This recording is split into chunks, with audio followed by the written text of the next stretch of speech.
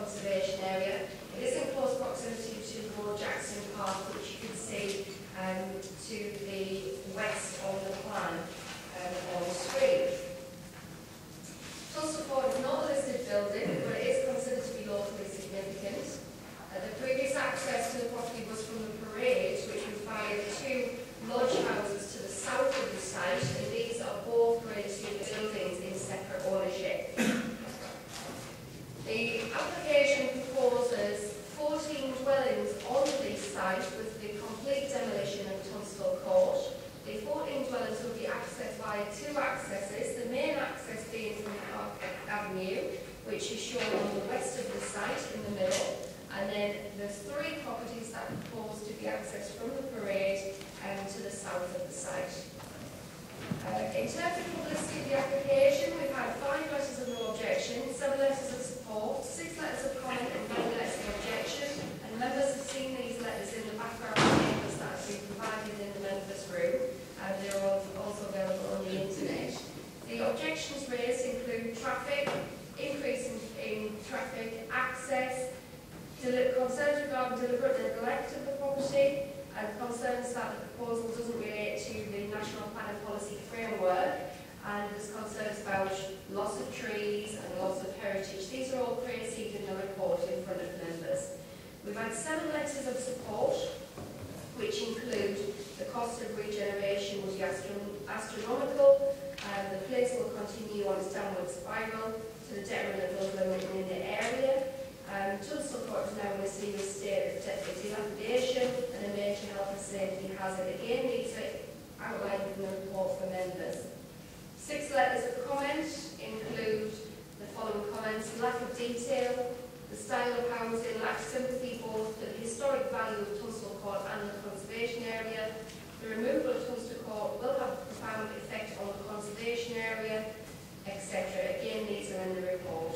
In terms of consultation responses, these are outlined in detail in the report.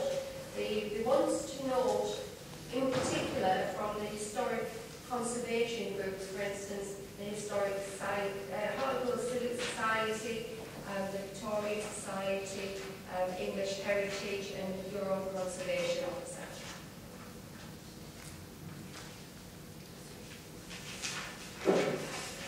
In terms of the principle of development, the site has had a complex planning history. Members will note that there's been previous residential permissions granted on the site, which is detailed in the report.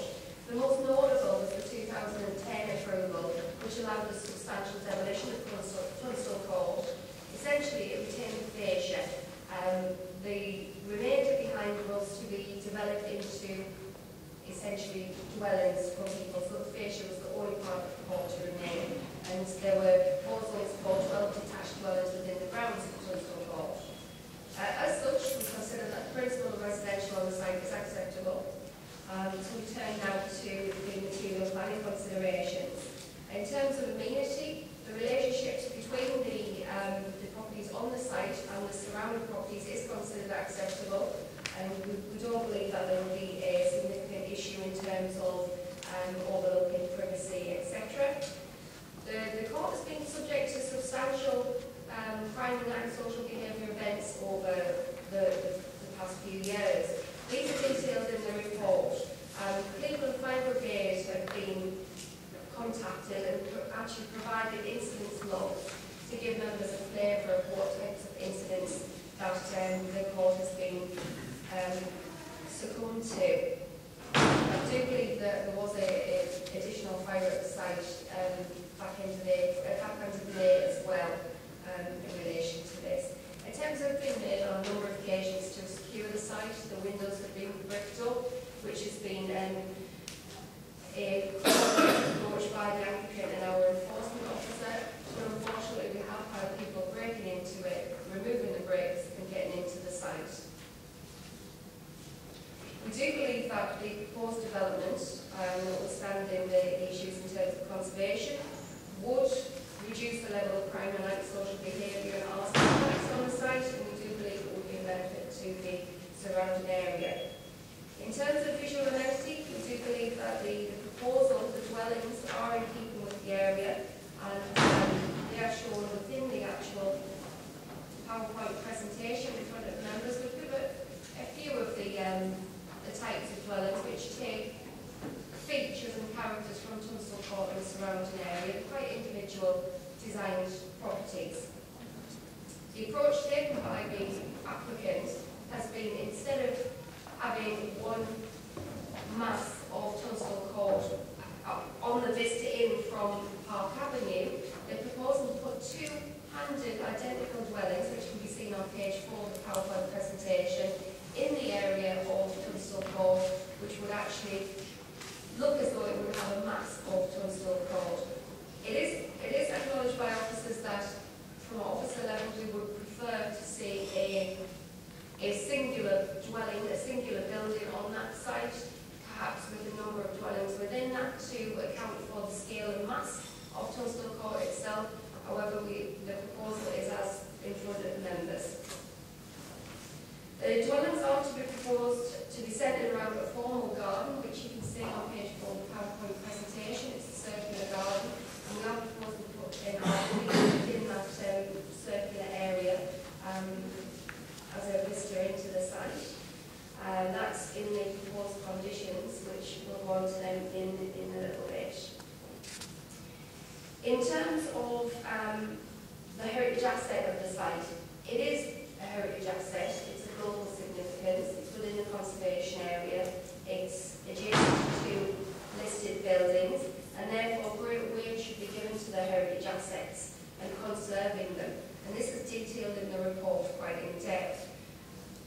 Notwithstanding the lack of 5-year housing supply that the council have, which members are aware of, it is considered that specific policies in the NPPF indicate that development should be restricted where a proposal would lead to the substantial harm of a designated heritage asset, unless it can be demonstrated that the substantial harm is necessary to achieve substantial public benefits that outweigh the harm. And this is what I base the recommendation on. It's considered that the proposed layout and demolition of the court will harm the conservation area when solely considered on conservation grounds. However, officers believe that we need to look beyond merely conservation grounds and look at the substantial public benefits which are proposed in this case. In terms of highway safety, the council's traffic and transportation section have confirmed that they've got no objection to the scheme in terms of both the accesses, and traffic calming would be made as a condition to the proposed approval. Historically, there was an access from the parade where the proposal to access the 3 dwellings are, and that is shown on the layout plan. In terms of trees, we do have 217 trees within the site, and 97 are proposed to be removed, a substantial amount. However, a lot of them are to do with the health of the actual trees themselves, and there are some which are proposed to be removed to facilitate the development. Subject to a substantial landscaping scheme, the council's horticulturalists are happy with the proposal, and that is proposed to be a condition. In terms of a legal agreement, if we have a loss of a heritage asset, which is proposed in this case, what we should try to do in accordance with paragraph 136 of the NPPF is that we should take all reasonable steps to secure that development will proceed after the loss has occurred. On this basis, a legal agreement has been drawn up. It has been signed by the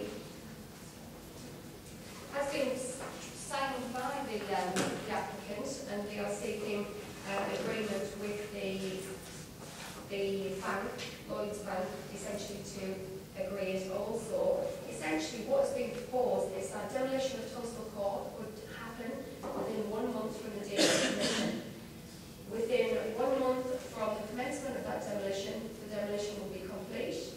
Within one year from the demolition completion, they would start the development on site, and then within 2 years of the start of development on site, they will complete. Now, this has been looked at by officers in terms of build-out rates and to see whether it's reasonable and the amount of work that we're talking about, and we believe that this is a reasonable time period in which to develop these properties. So, in conclusion, whilst the building condition had deteriorated, the owner has tried to secure secure the building. No evidence has been provided to demonstrate that there's been deliberately caused damage. Therefore, the condition of the building should be taken into account in the determination of the application. It should be noted that the Hartlepool Council building control team have assessed the building and have labelled it as a dangerous building. Heritage assets are irreplaceable, and there's no doubt that this is not a recommendation that has come lightly to officers. A great weight should be given to conserving them. The demolition of Tunstall Court will harm the conservation area and the adjacent listed buildings. It is an important building in the site and context of the conservation area and lodges. However, we do believe there are substantial public benefits which outweigh the conservation issues in this case, and they are highlighted in the report, which include to alleviate persistent antisocial behaviour, visual amenity, housing needs, etc. So it should be acknowledged that Council already granted permission to demolish the majority of Tunstall Court, same for the future, and develop 12 houses within the grounds. This is to develop 14 houses in demolition of Tunstall Court itself. We do believe pragmatically that this is the right proposal for this site, and therefore on fine balance we are recommending approval to the scheme on the basis that the legal agreement is signed, which has the timetable for demolition and completion of the dwellings, £250 per dwelling for offsite play to go towards Ward Jackson Park, £250 per dwelling towards green infrastructure again for Jackson Park, £250 per dwelling for built sports facilities, and a contribution towards the primary school equating to £23,829. So that is the Council's recommendation.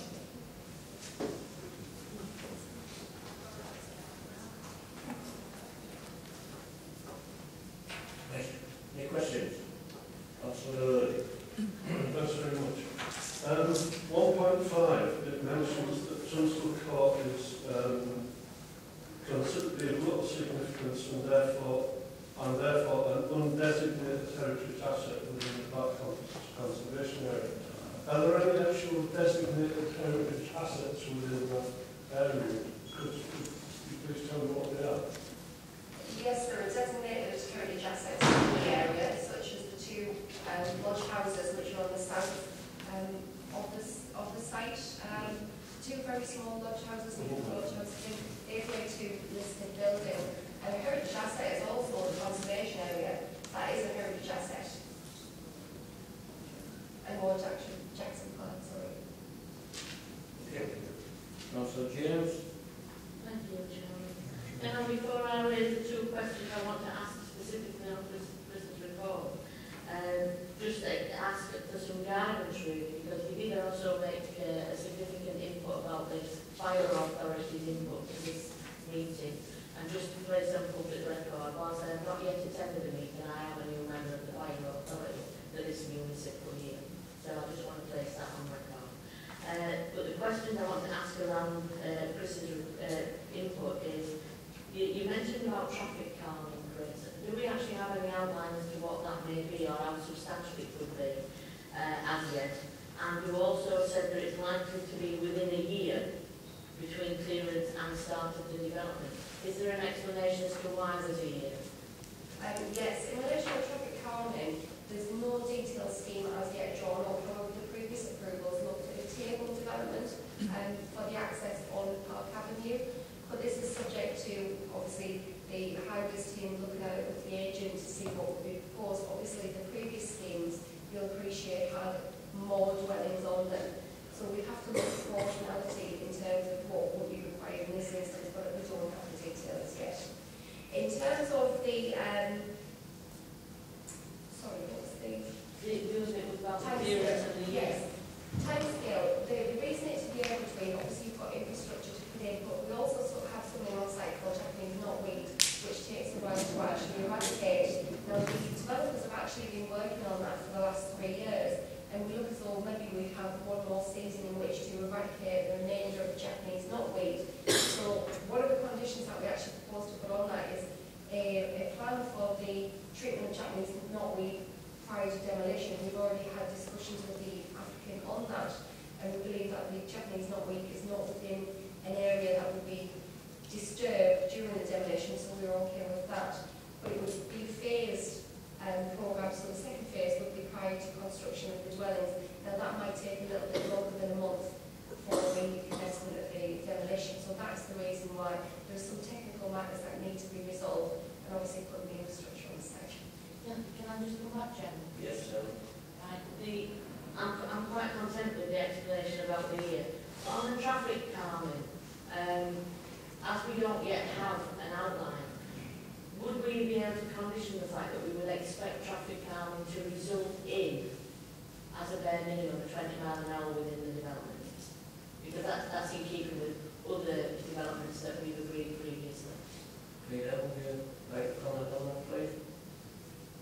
Yeah, First, which one is it? Transport. This is the wrong. Sorry, this is the wrong word for traffic. Yes, there's no problem with the 20 mile an hour. In the old policy, isn't it? Yes. Thank you, Peter. Councillor Springer. Is Tunstall Court itself not a heritage conservation area? Conservation area? It's within a conservation area. It's deemed to be a non-designated heritage asset, in that it's not listed, but it is of local significance. I believe it's within our local list that we have as a borough, which are basically buildings which we deem locally to be important to Hartlepool, but they're not within English Heritage's listed building schedules. Can I ask? Yes, sir. It was stated in the information that there was no neglect of the house and the grounds. It seems to me that that's exactly what was happening. They were neglected, and that's why it's now they're both in a bad state of repair. Can you answer that, please?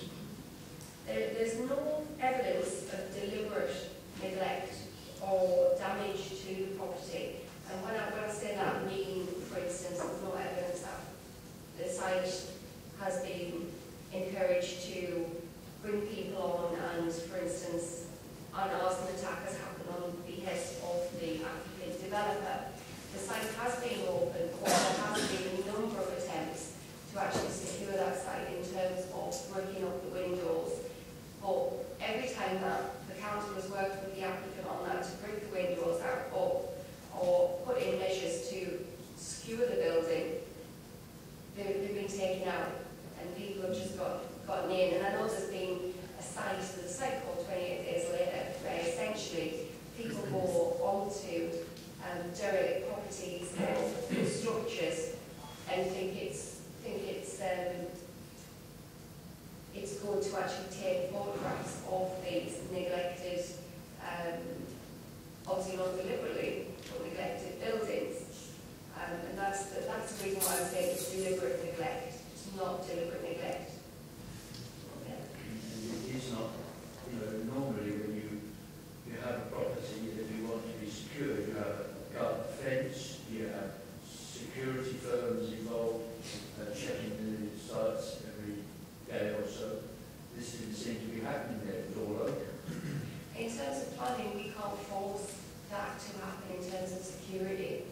What we have done, though, is worked with the applicant to get the actual building itself windows bricked up, which that is quite, although it hasn't particularly worked, in that people are still getting in, it's what we could do. It is obviously a more permanent type measure than actually putting the fence up, but still people getting in.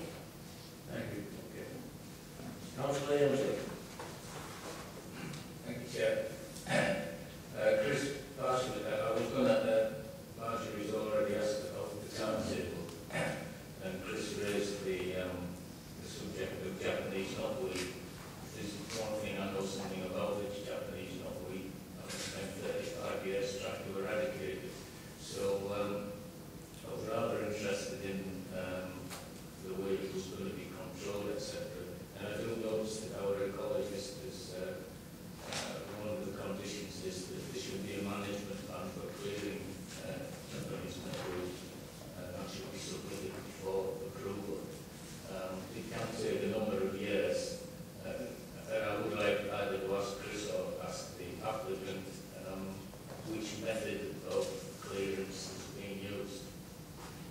At the moment, the Japanese has been sprayed and Japanese knotweed. However, in terms of the demolition, we have discussed obviously the different methods. In terms of demolition, the proposal is the Japanese knotweed, which is sort of within the area of Tunstall Court.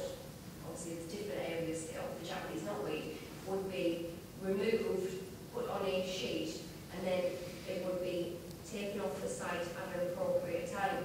But essentially, the proposals that we have for Japanese knotweed in terms of the management plan, for instance, these conditions were something that I've been discussing with the agent.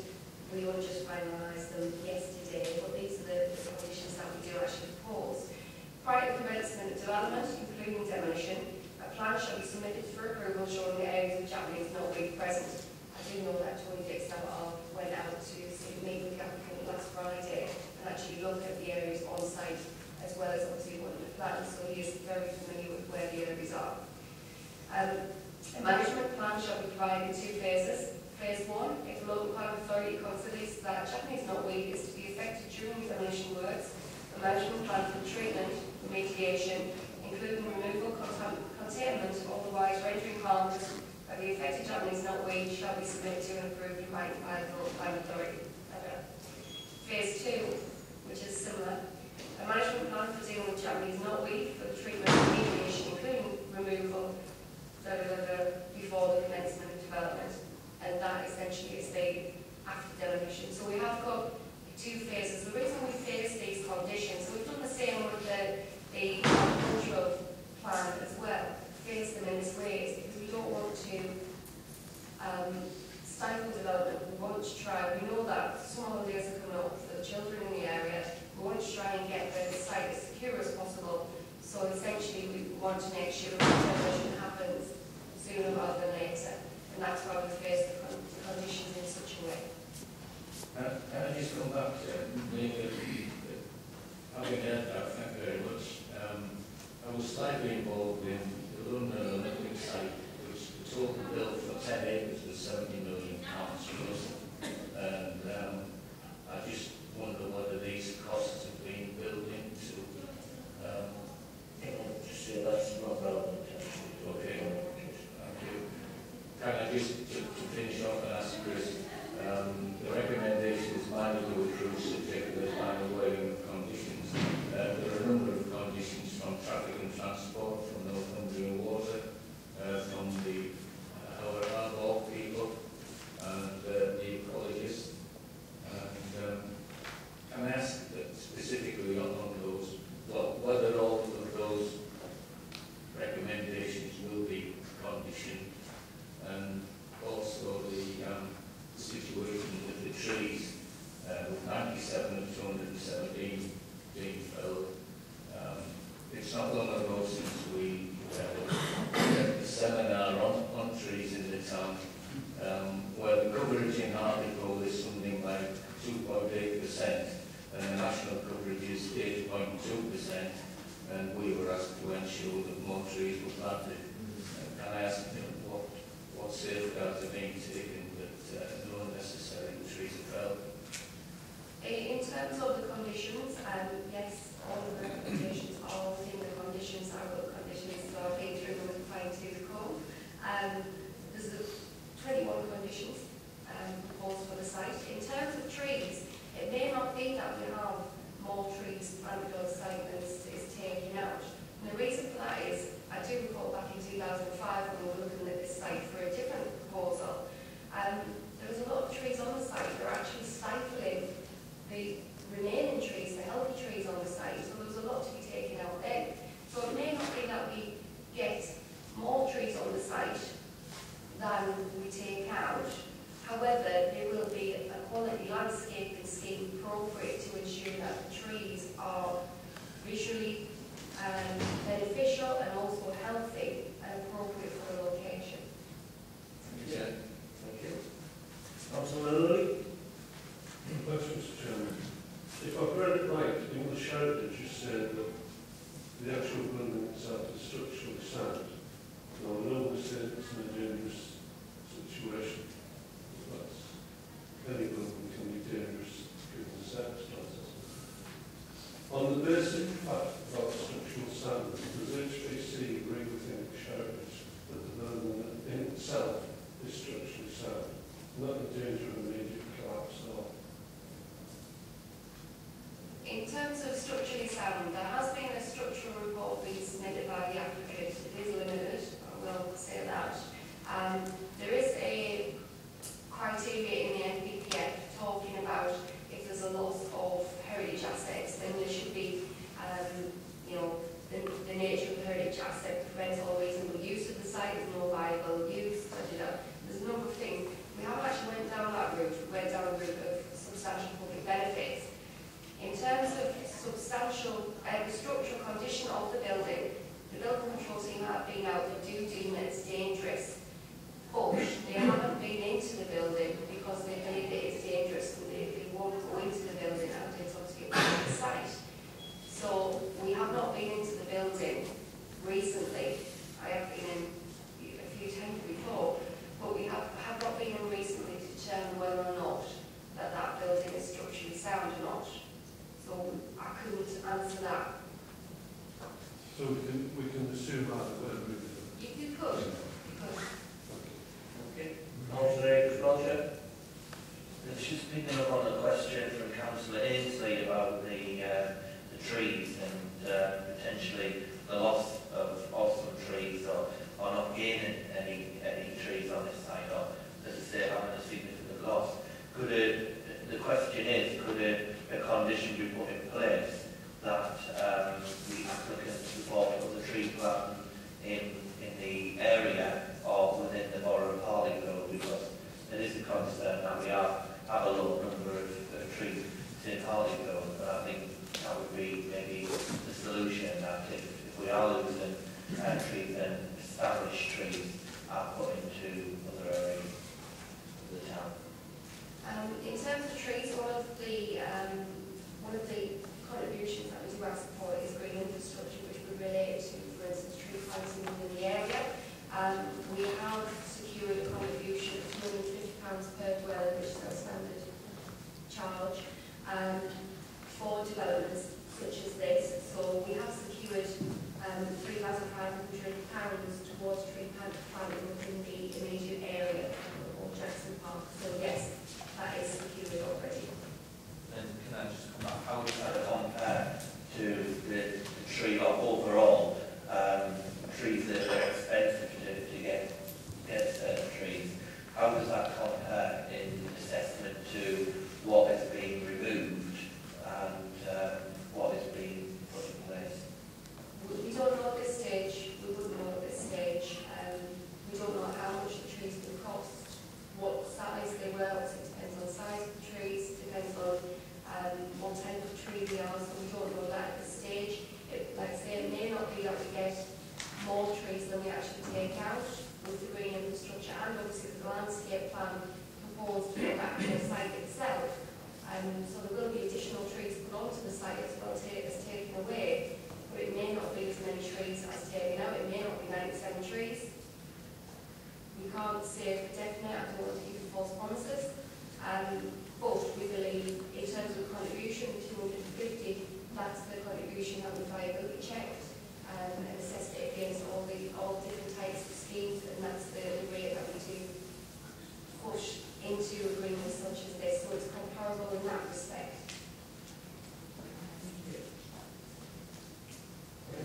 I'll be one if you've been. Yeah, okay, thank you. Councillor James. Thank you, Chairman. I just thought it would be more convenient to deal with conditions at this stage as we were discussing conditions. I note that on the drawing on page 4, it shows a platform at the entrance to the site on the road. Is it possible to condition that is a definite rather than potentially could be changed at a later date? So we actually do the condition on the application to ensure that happens.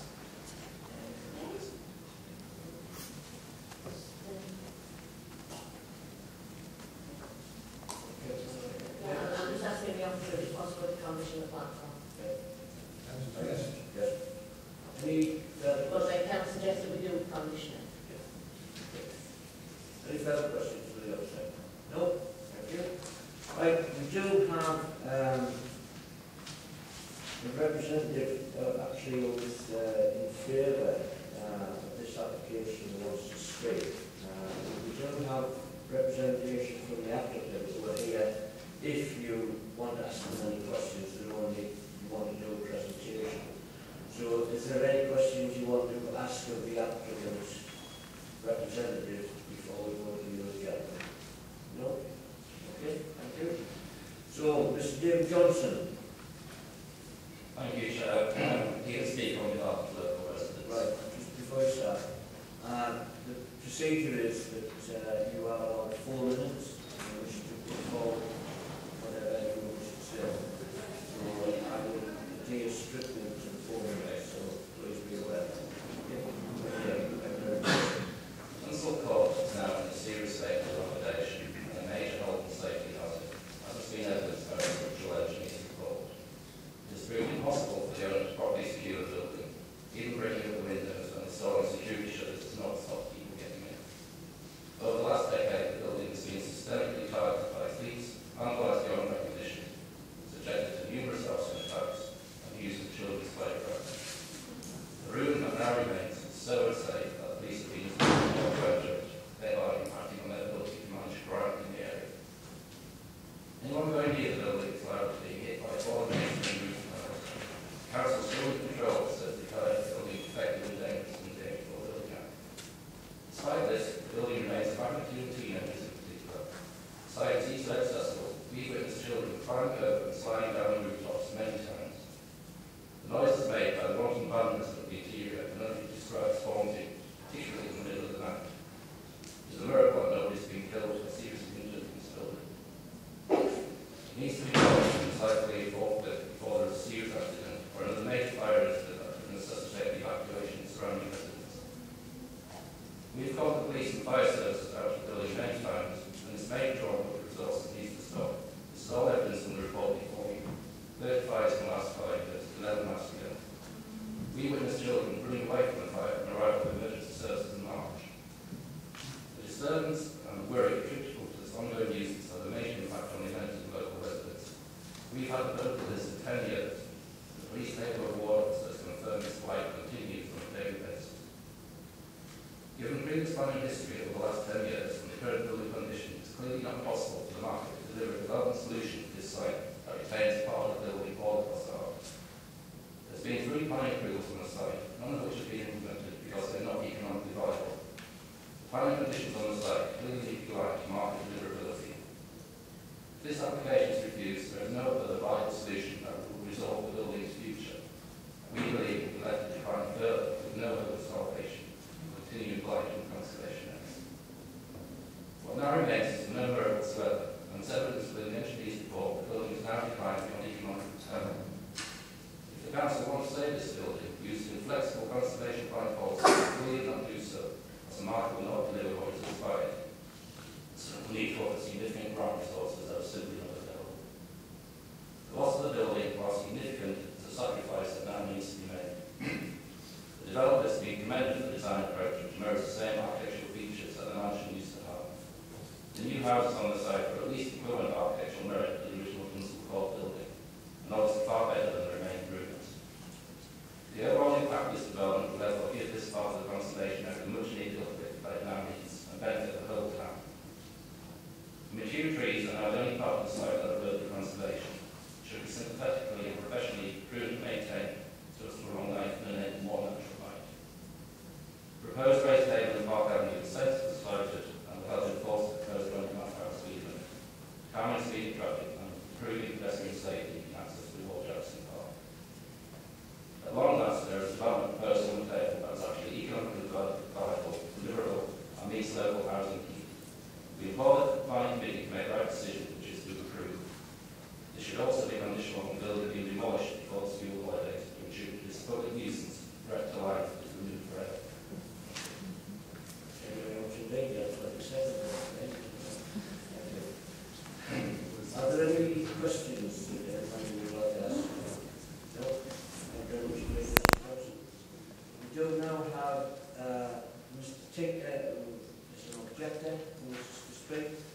Same applies to yourself, Mr. Tinker. You have 4 minutes when you're ready. Thank you, Chair, Councillors. My name is Richard Tinker, and I'm speaking on behalf of the Victorian Society, which I'm the caseworker for Leeds and Bradford.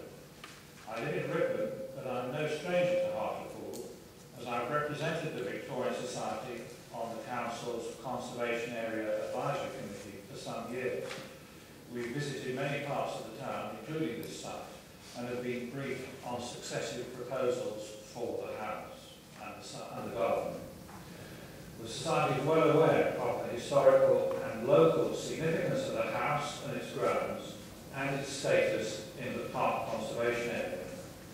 The officer's report before you quotes the objections lodged by the Hartlepool Civic Society, English Heritage and the Victorian Society to the proposed demolition of the house. And in repeating here myself the Victorian Society's objection, I make 3 points. 1.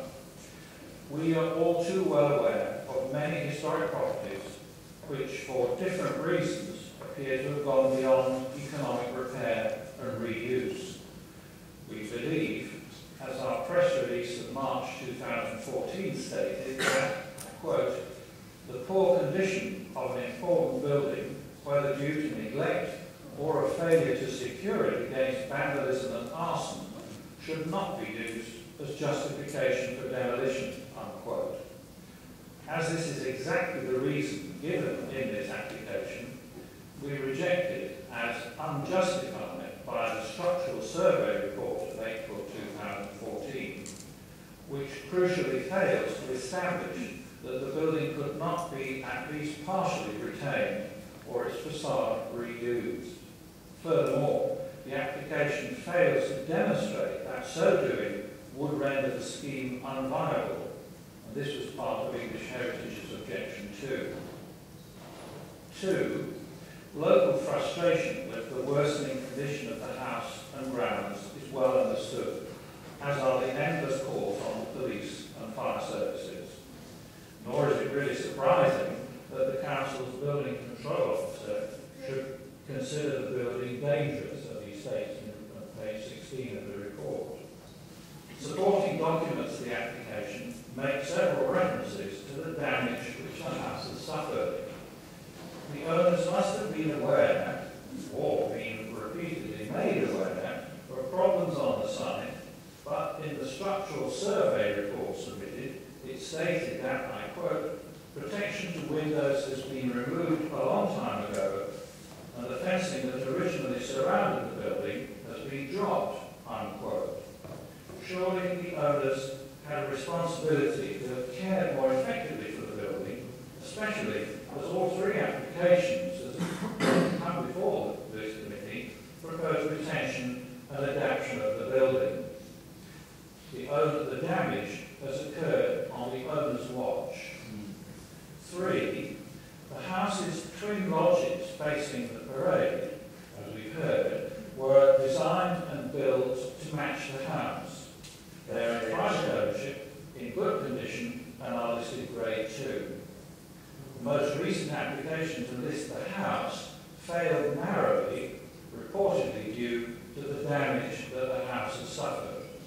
In conclusion, I would say that comparison between the latest consented scheme, that's H 2010-0561, valid until 2015, which retains the house, albeit altered, and the Sunderland Garden in their historic locations, and with this new application, suggests that relatively minor changes to the consented scheme would enable the principal part of the house to be retained to form 2 new homes, as now proposed as 2 separate detached houses on plots 8 and 9. One more sentence. Other proposals for development and landscaping of the site are acceptable and should proceed. The Victorian Society believes this interesting house deserves one final chance for survival. We therefore urge the Council to refuse the application. Thank you. One more sentence. Sorry? No, one more sentence. Thank you very much indeed, Mr. Tinker. Are there any questions, members, please?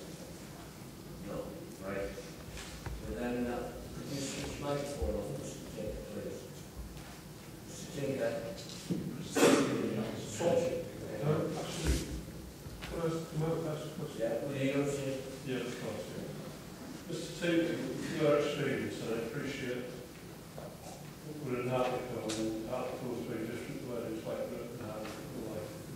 But for houses of this importance, and I'm just looking at the picture of Mr. Ferris there on the wall, for houses of this importance to article, what are the funding options? I appreciate that ownership is an issue, but are the funding options out there for the right party to access to try and alleviate the problem that we find ourselves with? Time was when English heritage might be looked to for help in a case like this, but that's not the case, particularly as it's not listed, and even if it had been agreed to, it still wouldn't be eligible. I think it's more likely to be in the local economic support schemes that the council itself may have, that there might be some assistance available. I haven't sufficient knowledge to be more precise. So it's fair to say there need to be political will. There would need to be political will for that to happen. No, certainly not. No. I'm sorry, no, don't even attempt to answer that, please, Mr. James. Are there any further questions from Mr. James? No? Thank you very much indeed. Right, general debate. Oh, sorry. I do apologise. As Councillor Martin Wells indicated at the start of the meeting, he wishes to speak. You are...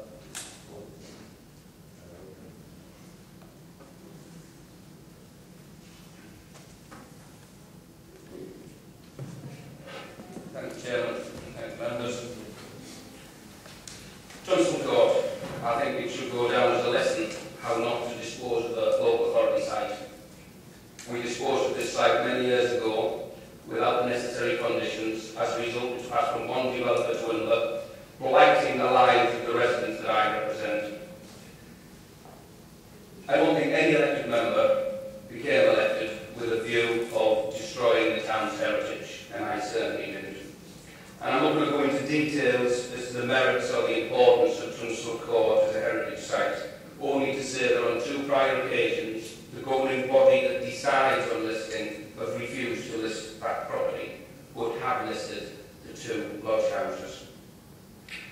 I was elected to represent people, not property, and it's all well and good preserving property for our future generations, but if that makes the present generation absolutely at their wit's end, then we've got to do the sensible thing.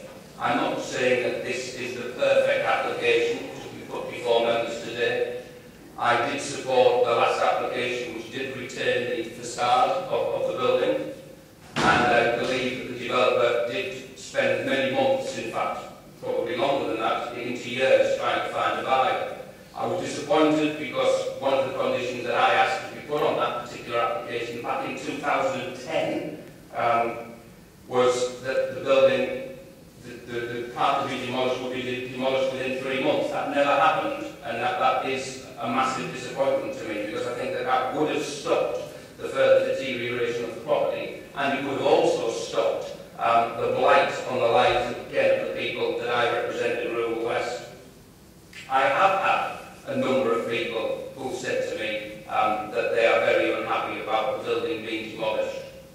But I can say that, and I'll be corrected, not one person who is daily affected by this particular building has said anything other than we need something done. In fact, one of the residents of very nearby, and I won't mention the property, said, I would rather they build a prison than leave that particular building, and that's a sad state of affairs. And that particular person has almost become ill because of the vandalism and arson attempts on that site.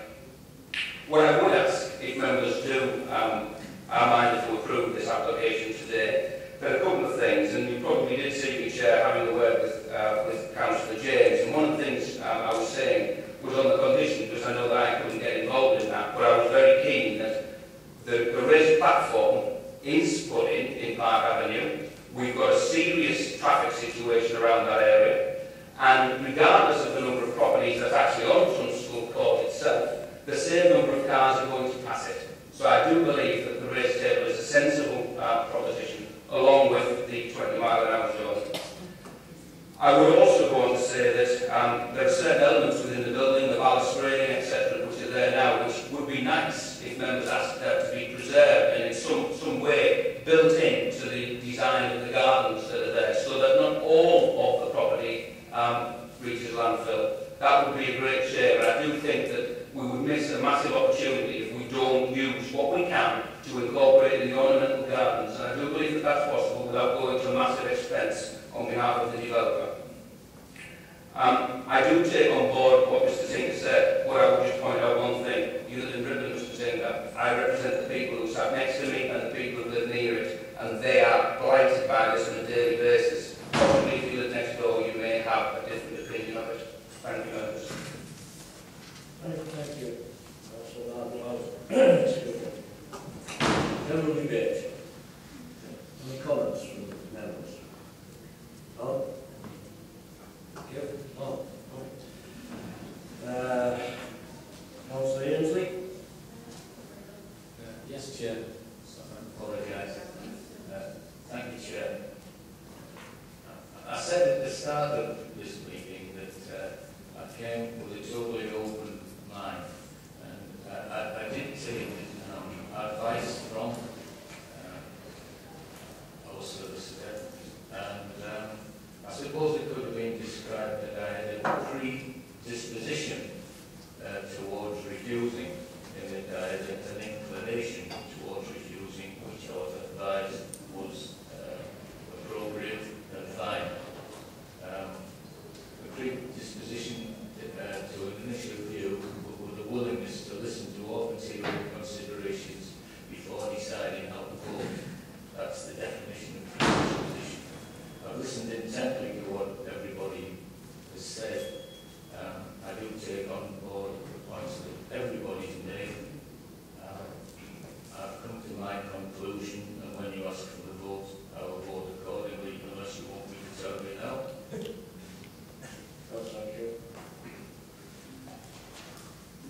Thank you, Councillor Ainsley.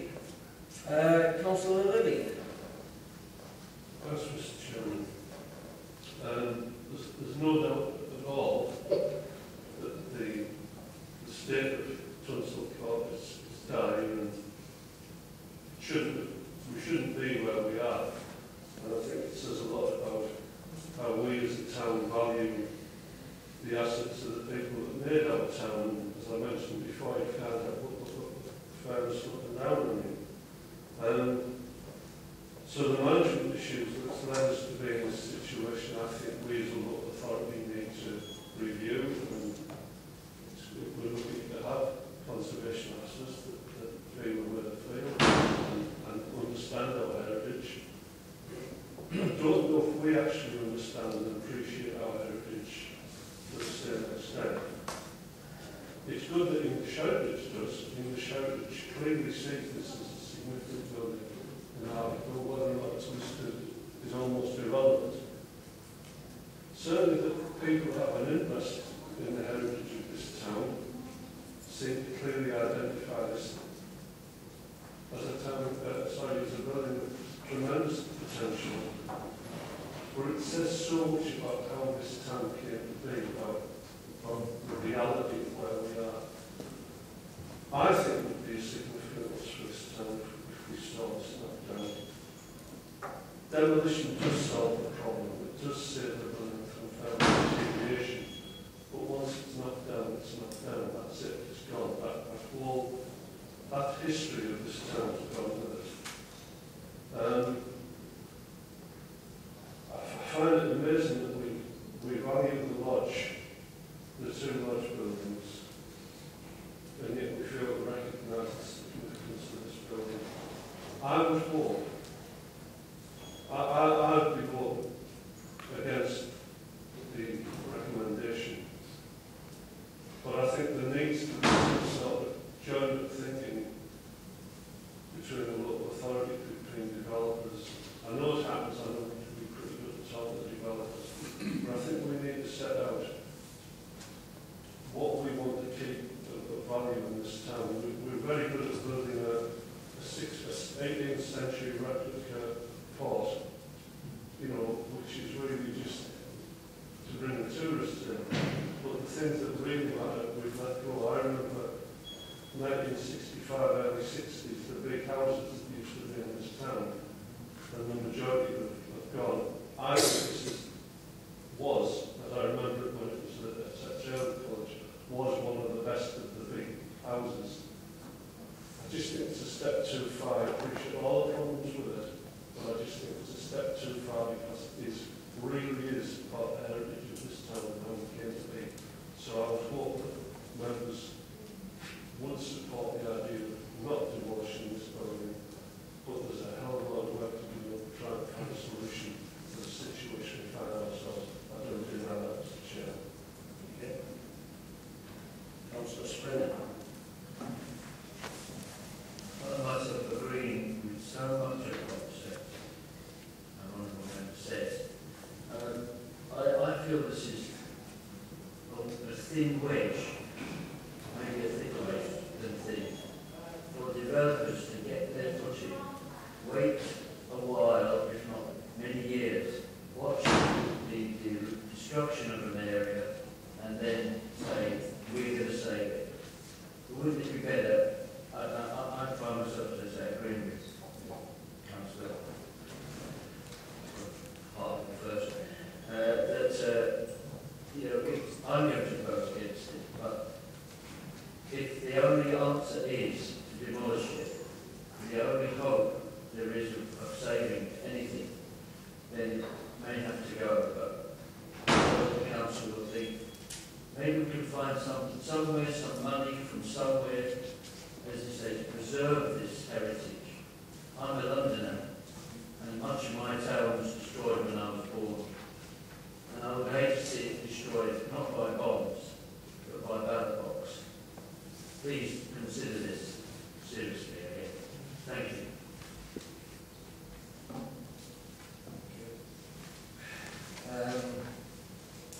Councillor Steele-Rowe.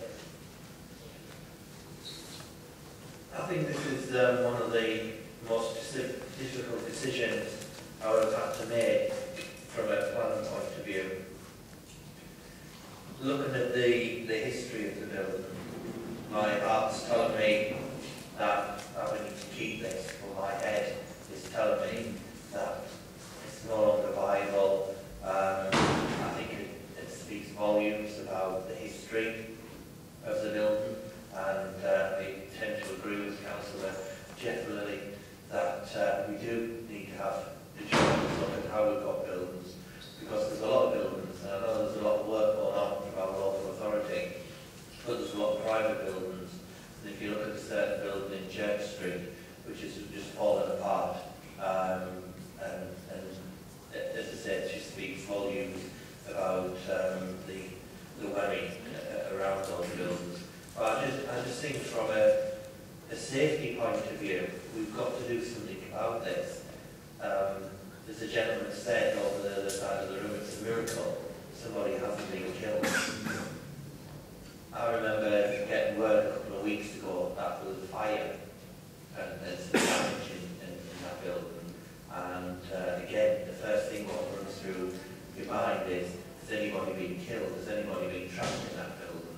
And it is a real difficult decision, but I think we've got to look at the way the system is. And unfortunately, it's been mentioned there is no money. There is no money from English Heritage, which is disappointing in itself. We've got austerity here, and I just think the battle has went on for a long time, and it's been lost. It's gone. There's been opportunities from all parts to try and address this issue, but nobody has been successful across the board in seizing the opportunity to restore this building. And for that reason, it is very difficult for me to do, but I will be supporting the application. Anybody else wish to make any comments? I'm going to make a comment before I actually do it. This building is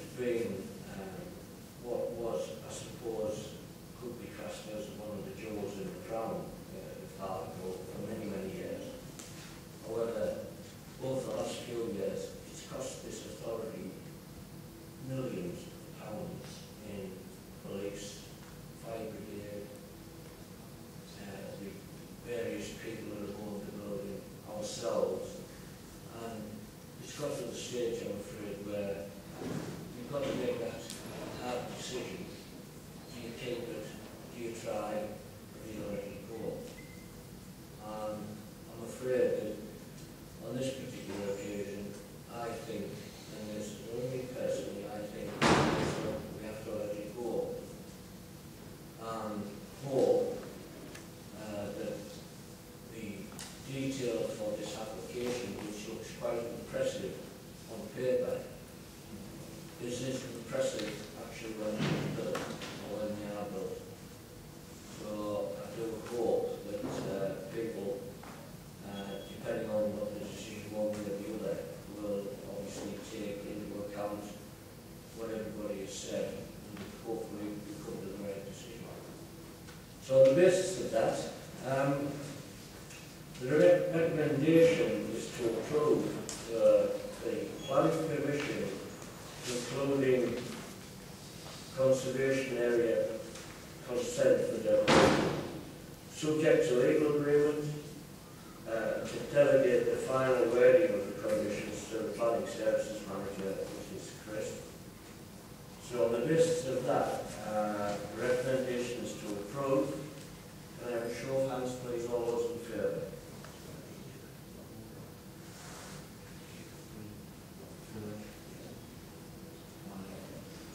All those against? That application is approved on the basis of 5 votes to 3. So thank you very much indeed, colleagues, for that.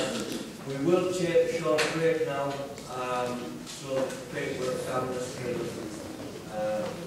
take a gear with them. So we will have 5 minutes.